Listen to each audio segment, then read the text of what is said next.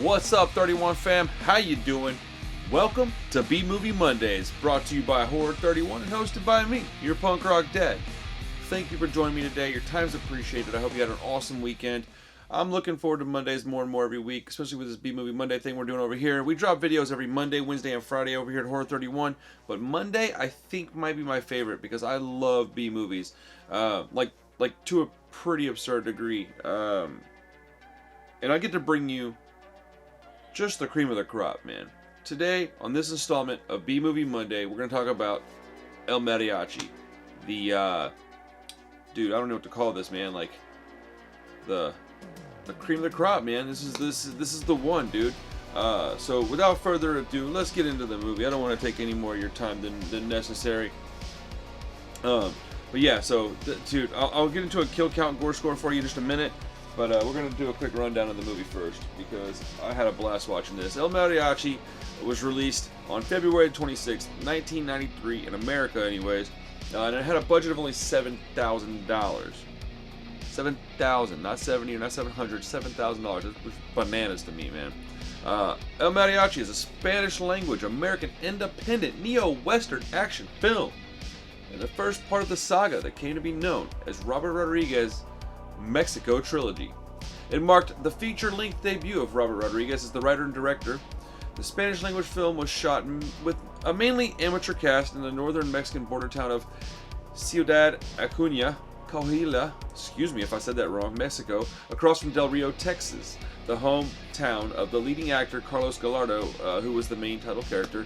The production cost $7,225 and it was originally intended for the Mexican home video market, but the executives at Columbia Pictures liked the film so much that they bought it. They bought the American distribution rights from them. Columbia eventually spent $200,000 to transfer the print to film, to remix the sound, and on other post-production work, and then they spent a few $1 million on marketing and distribution. So the film itself was only made for $7,000, which is just absolutely insane to me. The success of Rodriguez's directorial debut led him to create two sequels, as earlier mentioned, Desperado and Once Upon a Time in Mexico, with Antonio Banderas taking over for Gallardo as the title character. Although Gallardo co-produced both of those films and had a minor role in Desperado, actually. I didn't know that. I'm going to have to go back and watch that film one more time and see if I can catch him in it, Love me some Easter eggs. El Mariachi is a traveling guitar player with the modest desire to play music for a living. Looking for a job, he stops at a bar in a tiny town where his simple, peaceful lifestyle is interrupted. Local hitmen, expecting enemy assassin Azul to invade their town, believe that the visiting musician is that professional killer that they are looking for. Unwittingly embroiled in vicious mob warfare, El Mariachi must shoot his way out of town if he wants to survive. Boom, boom, boom. Now, the movie's amazing.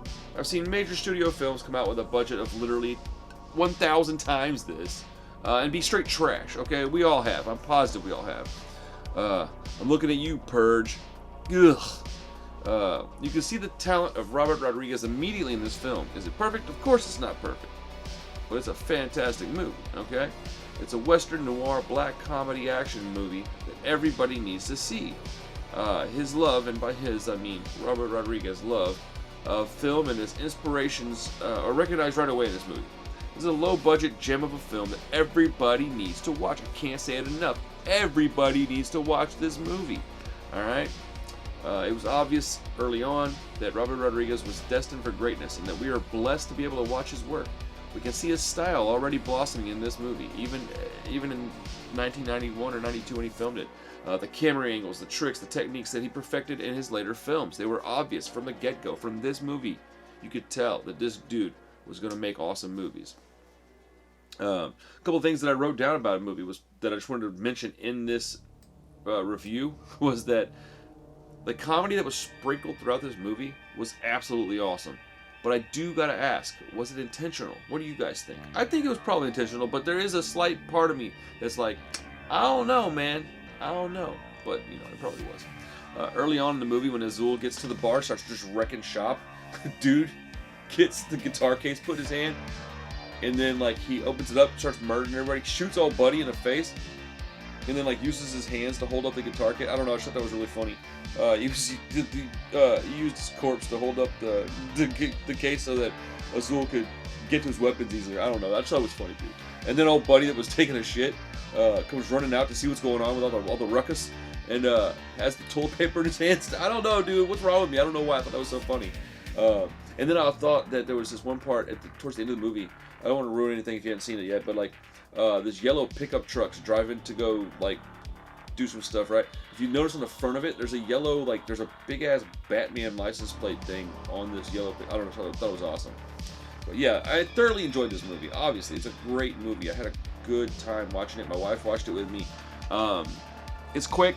It's 83 minutes or something like that. But yeah, man, you could tell from Jump Street that he knew what he was doing, man, and he was destined for greatness, man. Robert Rodriguez was doing things with no money that guys with an unlimited budget can't accomplish.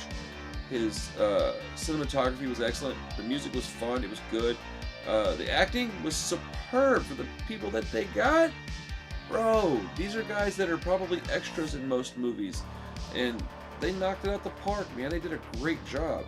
So, and I like that he got in there, got to the point, and got out. It was 80 minutes. It wasn't crazy long, and I didn't mind the subtitles, man. I thought there was a bunch of funny shit. The lady at the jail was getting paid. Like, I was really hoping she was gonna get splattered across the screen, but you know, whatever. Let's get into the gore score and the kill count real quick, and we'll move on from El Mariachi, and we'll talk about another movie next week.